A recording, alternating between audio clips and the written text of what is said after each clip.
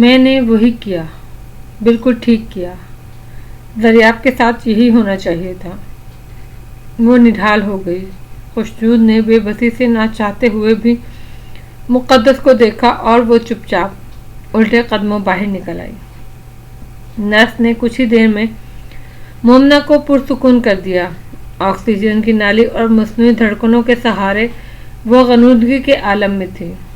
اس کا ہاتھ خوشنود کے ہاتھوں میں تھا اور وہ اپنی الجھن سمجھنے سے قاصر تھا۔ اسے رہ رہ کر مقدس پہ غصہ آتا جو آتے جاتے اسے ایک سوال میں الجھا گئی تھی۔ اس عورت کے ایک ایک لفظ پر ایمان لانے کو جی چاہتا تھا۔ خود اس کی ماں کی گواہی بھی کافی تھی، اس لیے ہی تو وہ اتنی اپنائیت اور عقیدت کے ساتھ اسے پھوپھی جان کہتا تھا۔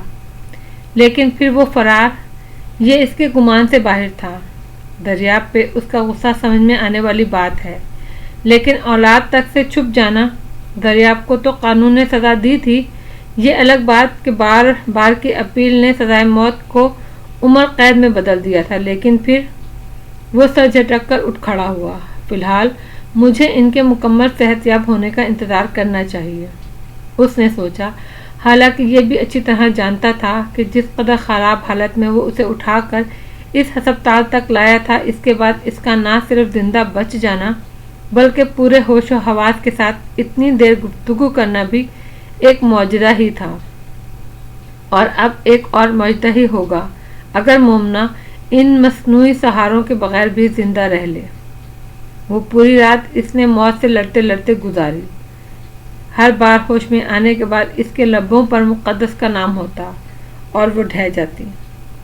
اس کی ڈوبتی نبضیں اور رکتی دھڑکنیں خوشنود کو فکر مند کر دیتی، لیکن رات گزرتے ہی جیسے پھر سے خدا سے دعائے زندگی مانگ لائی۔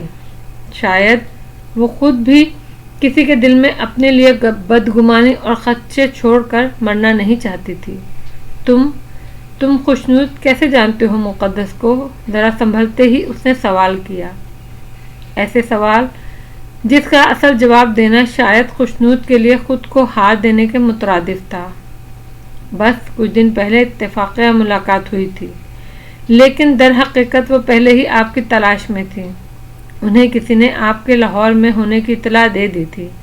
آپ کے ساتھ رہنے والی اماں برکتیں تک تو وہ پہنچ ہی چکی تھی۔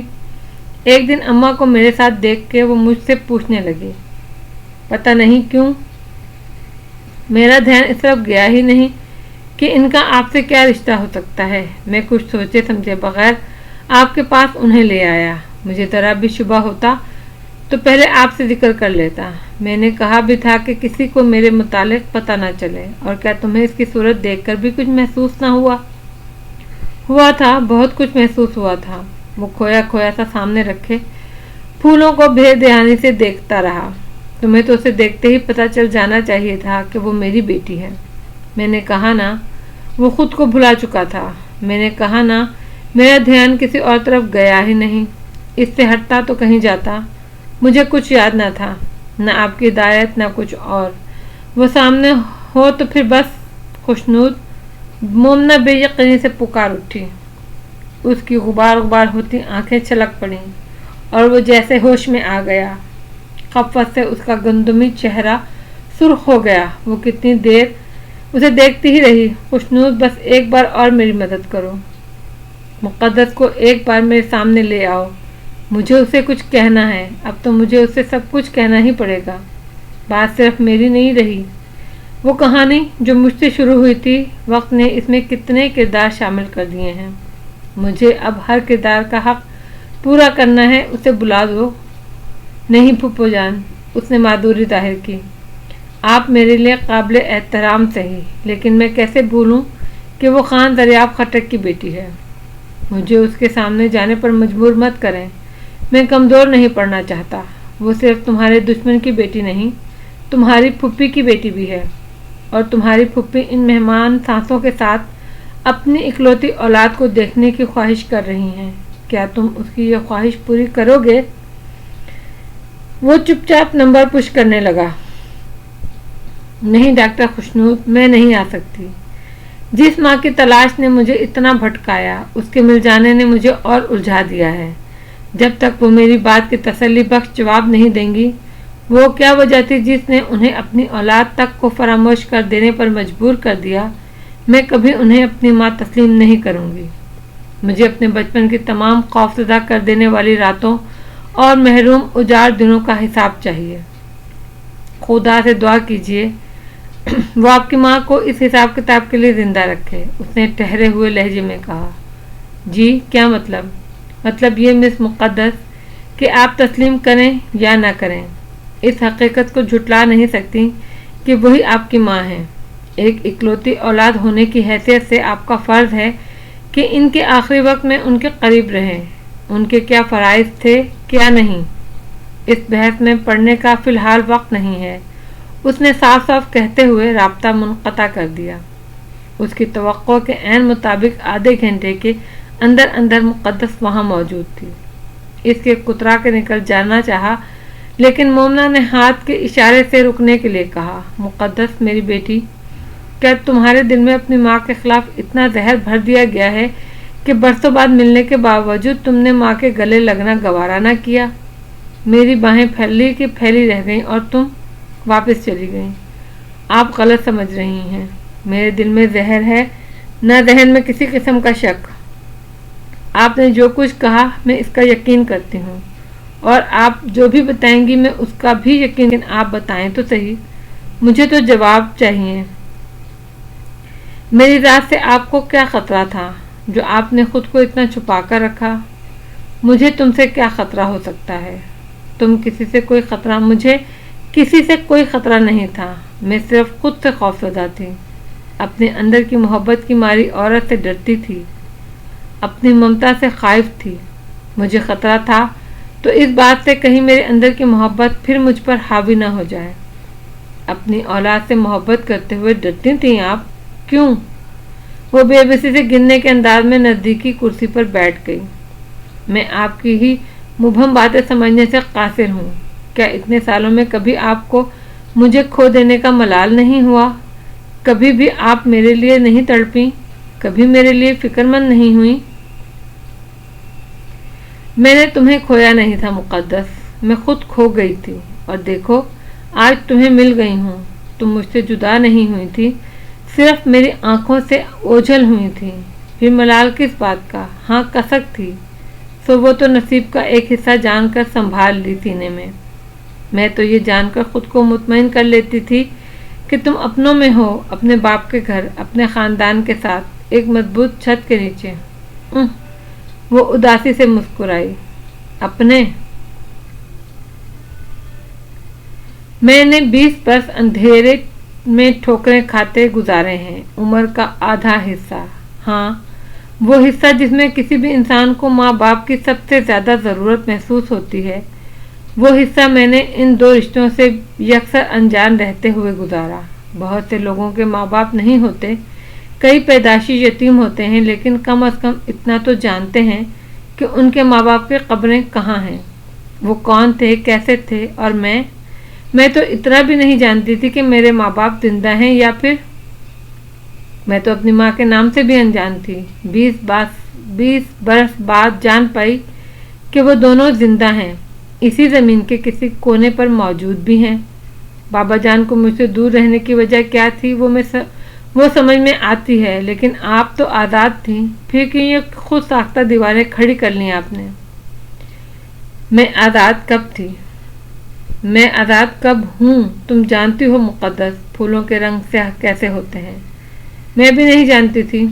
तुम्हारा बाप जानता था, लेकिन वो मुझे बता नहीं पाया। फिर मैं खुद भी जानने लगी। जब किसी फूल को मोहब्बत का पानी मिलना बंद हो जाए, उसकी जड़ों में जहर उतर जाए, तो आहिस्ता आहिस्ता वो काला पड़ना शुरू हो जाता है। मेरी जड़ें भी एकदम जहरीली हो गई थीं। मेरे दिल के कालेपन ने मुझे ये सब करने पर मजबूर कर दिया था। क्या? वो बेताबी से बोल उठी, लेकिन मोमना का ध्यान उस पर नहीं था। वो अपनी ही कहती रही। और जानती हो, इस फूल से नाजुक दिल का काला किसने किया? नफरत ने। नफरत चीज़ ही ऐसी है, प्यार चाहे तो पत्थर में खुशबू भर दे, और नफरत भी कमज़ोर जज्बा नहीं। नफरत चाहे तो फूल में आग लगा दे। मुझ जैसी मोहब्बतों की मारी को झुलसा कर सरापा शोला कर दे। मैंने इस नफरत को संभाल कर रख लिया। इस नफरत के बगैर मैं बड़ी कमज़ोर थी। मोहब्बतें कमज़ोर बना देती हैं ना। मैंने नफरत के सहारे मजबूत बनना चाहा, इतनी संगदिल बनना चाहा। मैंने वो बोलते बोलते रुक गई। एक नज़र दोनों को देखा कि दरियाब को सजा सुनाते हुए मेरा दिल न कांपा, मगर दरियाब खटक को कानून ने सजा दी थी। अब तक लाताल्लुक बैठा खुशनूद कह उठा, हाँ, कानून ने ही सजा दी थी फिरोज लाला के कत्ल की, लेकिन दरियाब कातिल नहीं है। मोमना ने कहा, क्या कमाया तूने हजरत बीबी? बीबी जान ने अपने गोरे फूले फूले मगर गहरी लकीरों से सजे सख्त हथेली वाले हाथ पकौर देखते हुए खुद से सवाल किया, क्या कमाया तूने? जिंदगी में सब कुछ भरम ही तो नहीं होता। क्या होता ये भरम? इतनी खोखली छत, इतनी हल्की चादर, ये क्या सर छुपाएगी? फिर भी फकत इसे सलामत रखने के लिए इंसान सब कुछ दाव पे लगाने को तैयार हो जाता है। ये भरम ही तो था जिसने इतने सालों तक ये खेल मुझसे करवाया। ये ठीक है कि पहले बेटी की मोहब्बत ने ये सब करने पर मजबूर किया, लेकिन फिर क्या हुआ? न बेटी रही, न उसकी खुशियाँ, बेटा भी नज़रों से दूर। इसके सिर्फ ये कमबख्त भरम ही तो रह गया जिसे बचाने के लिए इतने साल तसलसल से ये तमाशा होता रहा। कैसे अपने बच्चों की नज़र में खुद को हल्का करती मैं, अपने गुनाहों का एतराफ़ करके। लेकिन वक्त से बड़ा जाबिर और कौन है? मनवा ही लिया मुझसे सब कुछ। अगर ये सब यूं ही होना था तो दरमियान के 20 साल क्यों आए? आखिर आज मुझे अपनी औलाद की नज़रों से गिरना ही था, तो क्यों बेकार इतनी ज़िंदगी बर्बाद हुई? वो खामोशी से अपना एहतसाब करती रहीं। तमाम किस्सा कह देने के बाद वो दोबारा ठहर ना सकी। दरियाब की आहरान बेएतबार अफरासाब और दुराब की अलामती नज़रों के वो ताब ना ला सकी। पिछले कई घंटों से वो अपने अंधेरे कमरे में अपने अंदर जिंदा रहने का कोई जवाब ढूंढ रही थी। बेज़मीर, बेशक ज़मीर ने यह कोड़ा आज पहली बार लहराकर उन्हें नहीं मारा था, लेकिन इसका मतलब ये नहीं था कि 20 साल तक उनका ज़मीर दिल के किसी कोने में सोया हुआ था। वो तो अरसे से चिंगारियां भर रहा था। उसने पहली चुटकी तब भरी जब उनकी आंखों के सामने दरियाब बंदूक लहराता हुआ निकला था। उन्हें अपने इक़दाम के संगीन नताइज का अंदाज़ा तब ही हो गया था। वो तो समझती थी दरियाब बीवी से बदगुमान होकर इससे ताल्लुक़ तोड़ेगा और बस वो बड़ी आसानी से मोमना का पत्ता साफ कर पाएंगी। लेकिन दरियाब खटक जैसे पख्तून नस्ल के सामने उसकी बीवी के खुद साख्ता मुआशक़े की तफसील इतने बेरहम अल्फाज के साथ बयान करते हुए वो भूल गई कि भले अपने असल से वो कितना ही दूर दूर रहा है तो एक खानदादा जिसे गैरत से आगे कुछ सूझता ही नहीं। उसे भी कुछ नहीं सूझा। पल भर में जान से अजीज बीवी और काबिल एतबार यार के खून का प्यासा हो गया। ये प्यास उसे फांसी के फंदे तक ले गई। दरसंगा अपनी हरकत का इतना सख्त अंजाम सह न सकी। उसके दिमाग की शरेयान फट गई। ज़हनी हालत तो उसकी दिन ब दिन कमज़ोर होती ही जा रही थी। ये आखिरी और शदीद झटका उसका कमज़ोर दिमाग सह न सका और उसे हर गम से बेनियाज कर गया। खान जी, वो तो तभी लड़खड़ा कर गिर गए थे जब उनका बेटा खून की एक नई तारीख रकम करने चला था। उनको फौज का पहला हमला उसी दिन हुआ था। फिर दरियाब की गिरफ्तारी, मौत की सज़ा, बेटी की अचानक मौत, ये सब हादसात उन्हें बिस्तर तक का ही कर गए। बरसों से वो अपने बारोब और दबदबे वाले ऊंचे लंबे खान जी को बिस्तर पर मफलूज, बेबस और बेजुबान पड़ा देखकर कुड़ रही थी। लेकिन जो झूठ बोल दिया था वो निभाना तो था ही।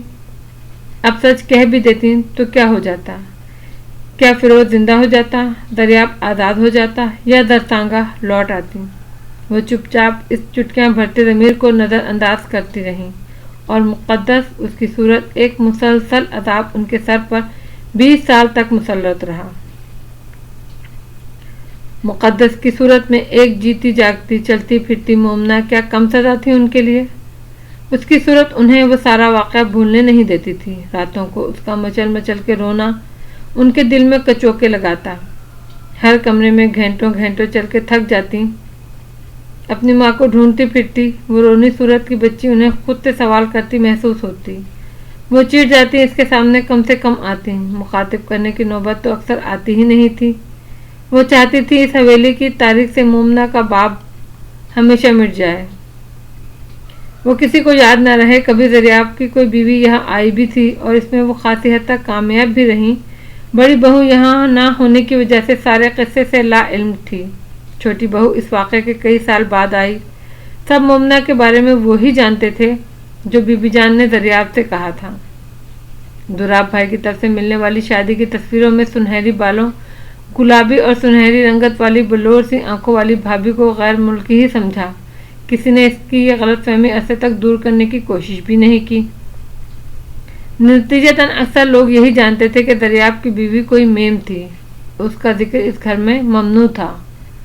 شاید رفتہ رفتہ لوگ اس قصے کو یکسر فراموش کر دیتے اگر مقدس کا وجود نہ ہوتا، اس لیے وہ نہ چاہتے ہوئے بھی اس کے بے ضرر سے وجود سے نفرت کرنے پر مجبور ہو گئی تھیں۔ اس کی سوال کرتی آنکھیں انہیں زہر لگتی تھیں۔ ایسا لگتا تھا جیسے مومنہ سامنے آنکھ کھڑی ہوئی ہو اور کہہ رہی ہو، کیوں بی بی جان، کیوں؟ آہ کیوں؟ وہ خود کو کوسنے لگی۔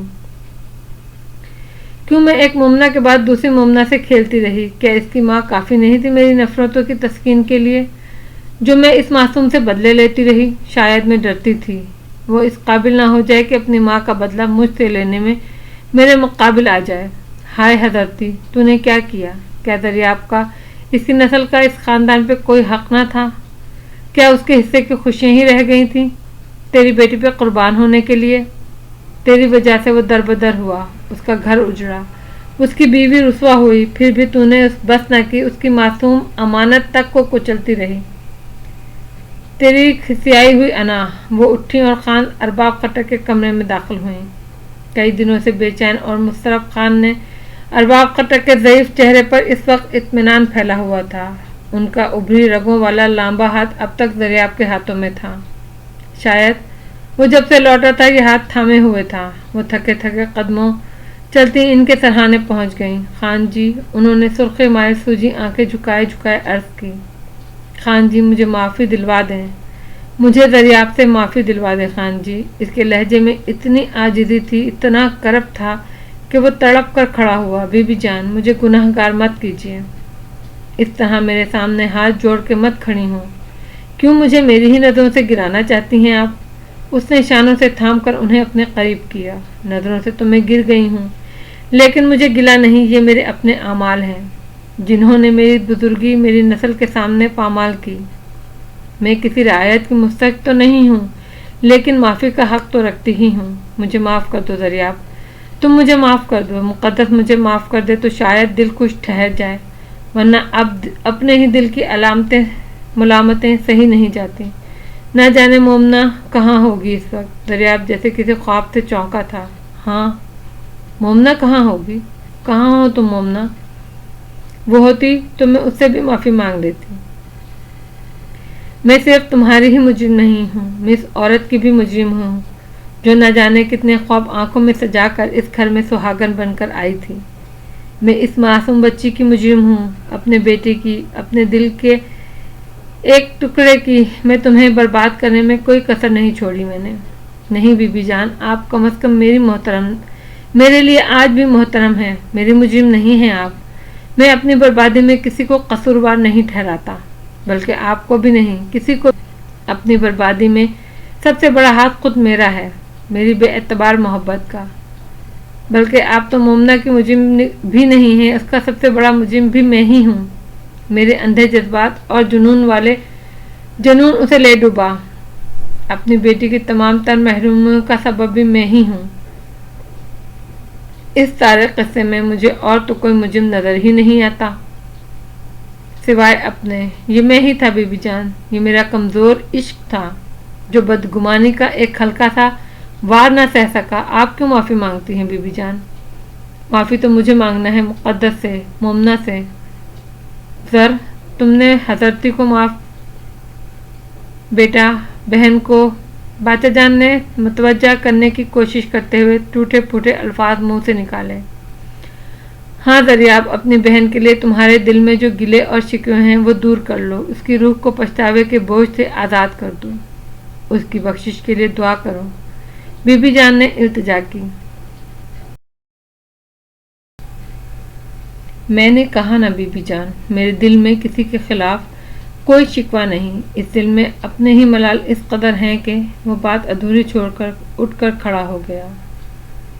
اور یہ درد تو میں نے خود ہی مہمان کیا ہے، یہ پچھتاوے تو میں نے خود آگے بڑھ کر خریدے ہیں، وہ سارے عہد، وہ سارے پیمان میں نے ایک پل میں بھلا دیے، مجھے کچھ بھی یاد نہ رہا۔ اس کے سبھی چہرے پر نور کا ہالہ، اس کے نکھرے سچے لہجے میں کوکتے وعدے، اس کی شفاف آنکھوں کے آئینے، اور اپنا وعدہ جو میں نے کبھی بڑے سچے دل سے کیا تھا اسے یاد آنے لگا۔ میں تاں دوزخ سرساں جے میں مکھ ماہی توں موڑاں، اور میں نے مکھ موڑ لیا، کس صفاقی کے ساتھ، کس بے دردی کے ساتھ، اور کس بھدے پن کے ساتھ۔ سالوں بعد آج وہ اس کمرے میں موجود تھا جس کی دیواریں اس کے جنون خیز عشق کی ہر ادا کی رازداں تھیں۔ وہ جدھر جدھر جاتی دریاب اسے تکے جاتا۔ آئینے کے سامنے پل دو پل رک کے ریشمی بالوں کے پہلے سے کی گئی چوٹیوں کے بل اور کستی ہوئی اکتائی سی مومنا۔ اف، یہ بال کتنے سلکی تھے! میں نانے سے بال گندھوا کر دو دن بے فکر رہا کرتی تھی، اور اب وہ مڑ کے شکایتی نظروں سے اسے دیکھتی۔ تمہاری نئی فرمائشیں مینڈھیاں مت کرو، بال کھلے چھوڑو، وغیرہ وغیرہ۔ بھلا تمہیں میرے بالوں سے کیا کہا؟ پھر سے کہنا۔ تکیے پہ سر رکھتے ہوئے وہ اسے دیکھتے دیکھتے اٹھ بیٹھا۔ مجھے کیا؟ مجھے نہیں تو اور تمہیں مطلب ہوگا ان بالوں سے؟ اتنے خوبصورت ریشمی اور لمبے بالوں کی قدر ہی نہیں، عجیب رسیاں سی بنا کر جال پھیلا دیتی تھی تم سر پر، اور اب کون سا میری نئی فرمائشیں پوری ہو رہی ہیں؟ بال کھلے رکھنا تو ایک طرف، تم میری پسند کے مطابق ڈھیلے سے بل والی چوٹی بھی نہیں کرتی، کس کسا کر وہ 2 سینگ نکال لیتی ہو، اس کی 2 چوٹیوں پر وہ تنقید کرتا۔ کیا کروں، ڈھیلے بالوں میں سر دکھنے لگتا ہے، اتنے سالوں کی عادت جو ہے، لیکن رنگ جاؤں گی آہستہ آہستہ تمہارے رنگ میں۔ جب کبھی وہ ترنگ میں ہوتی تو اس کو چڑھانے کے باوجود وہ اسے صاحب کہہ کر ضرور پکارتی۔ سنو، اس کا لہجہ بدل جاتا، اسے آئینے کے آگے سے ہٹتا دیکھ کر، تم کچھ دیر اور کھڑی رہو نا یہاں۔ کیوں؟ اچھا لگتا ہے تمہیں ایک نظر میں ہی 2 بار دیکھنا۔ اس کی وارفتگی پہ اس کی نین شہد ٹپکانے لگتے۔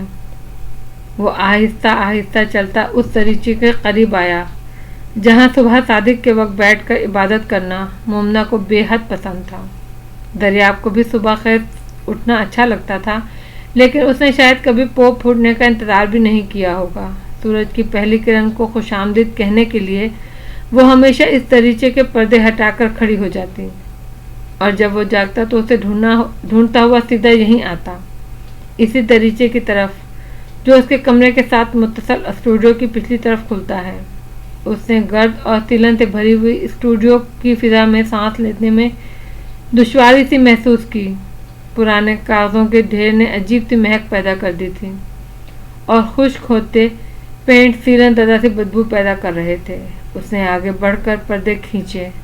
مختصر سی بالکونی میں پتھر کا وہ بینچ آج بھی موجود تھا، لیکن اس پر جامن کے گہرے گہرے رنگ والے پتوں کا سایہ نہ تھا۔ ایک ٹن من درخت افسردہ سا جھانک کر نہ جانے کسے ڈھونڈ رہا تھا۔ بینچ کے ساتھ ابھی بھی قطار میں وہ گملے لگے تھے، لیکن نہ تو ان میں گلاب باقی تھے نہ موتیا۔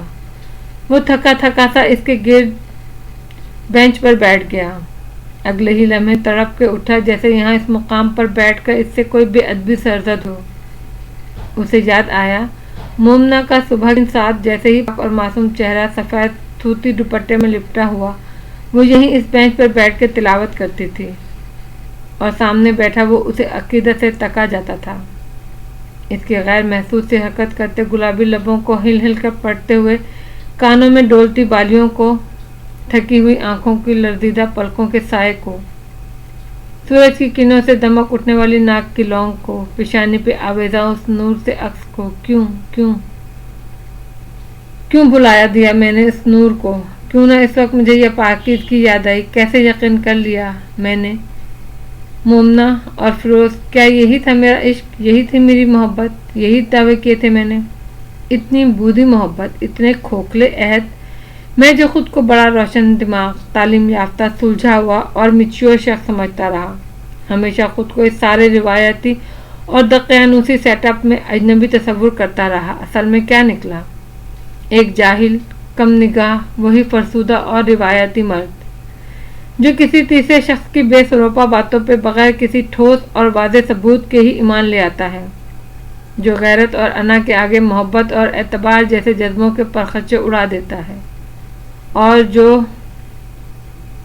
خان صاحب وہ پتہ نہیں اور کتنی دیر خود کو کٹہرے میں کھڑا کر کے خود ہی پتھر مارتا رہتا کہ اورنگزیب کی آواز پر چونک اٹھا۔ اسٹوڈیو سے نکل کر دیکھا تو وہ عجیب وحشت زدہ انداز میں کمرے میں گھوم گھوم کر اسے ڈھونڈ رہا تھا۔ کیا بات ہے اورنگزیب؟ اس نے متوجہ کیا۔ وہ خان صاحب، بڑے صاحب، اپنے باچا جان گزر گئے۔ وہ دھاڑے مارنے لگا۔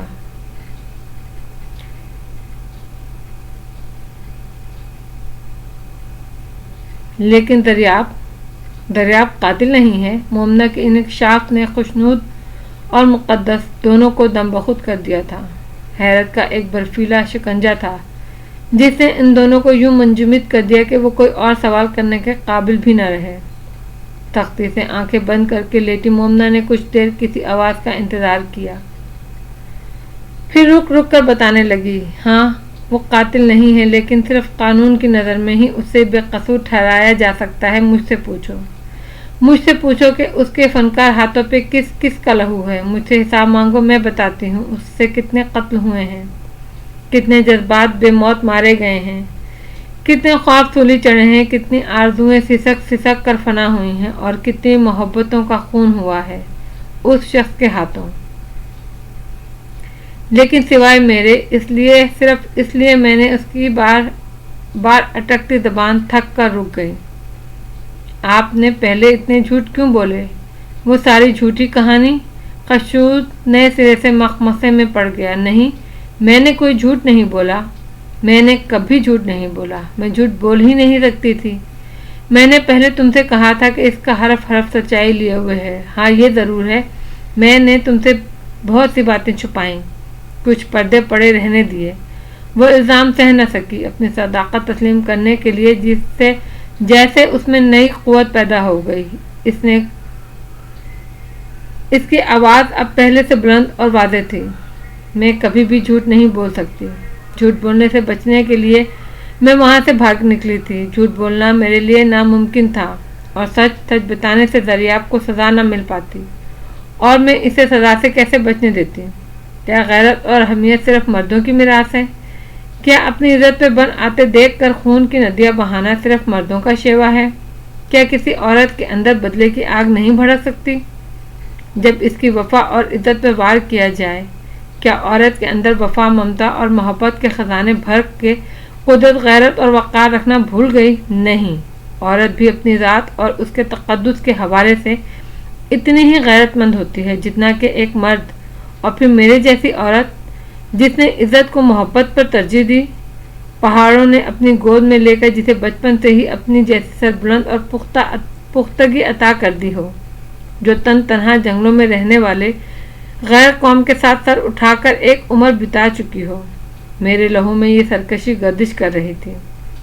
میں خود پر اٹھنے والی نگاہ بھسم کرنے کی قوت رکھتی تھی، خود پہ اٹھنے والی انگلی کیسے سلامت رہنے دیتی؟ تمہارے باپ نے مجھے پہاڑوں کی گود سے نکالا، شہر میں بسایا، لیکن وہ میرے اندر کی خودسر اور غیور بنجارن کو مکمل طور پر تبدیل نہیں کر پایا۔ اس کی محبت نے وقتی طور پر اس ناموس پر مرنے والی عورت کو سلا ضرور دیا تھا۔ کتنا عرصہ اس کی محبت کے خمار میں سرشار میں ایک نامعتبر سی زندگی گزارتی رہی۔ اس کی ماں، اس کی بہن کے تنزیہ اور تضلیل بھرے ڈوبے فقرے میرے کانوں تک آتے، لیکن ہلکی سی دستک دے کر لوٹ جاتے۔ وہاں دریاب کے کہے میٹھے بولوں کا شور تھا۔ اس کے خاندان کی نفرت انگیز اور حقارت امیز نگاہیں مجھ تک اٹھتی، لیکن میرے اندر کوئی شعلہ نہ بھڑکتا۔ میری آنکھوں کے آگے دریاب کے مسکراتے چہرے، جذبے لٹاتی نظروں کا سترنگا پردہ پڑا تھا، لیکن جب خود دریاب کے لبوں میں وہی زہر اترا जब खुद उसकी आंखों में मैंने बेएतबारी देखी तो कैसे मेरी मदहोशी न टूटती। उस दिन इस पल मेरे अंदर की वो पहाड़न फिर से जाग उठी और किसी तौर बहल ना पाई। वो हाँफने लगी। खुश्क होते लबों पे ज़ुबान फेरते हुए उसने धुंधली निगाहों से उन दोनों को देखा, देखना चाहा। साय से उसकी आंखों के आगे लहराए और इसने दोबारा आंखें मूंद लीं। उसकी नातवानी ने उसकी तमाम हसियात को इकट्ठे मुस्तैद रहने के काबिल नहीं छोड़ा। मुसलसल बोलते रहने से इसकी बसारत ने अंधेरे ओढ़ने शुरू कर दिए थे, लेकिन दिमाग जाग रहा था। उस पर सारा मंजर बहुत वाज़ेह, बहुत साफ दिखाई दे रहा था।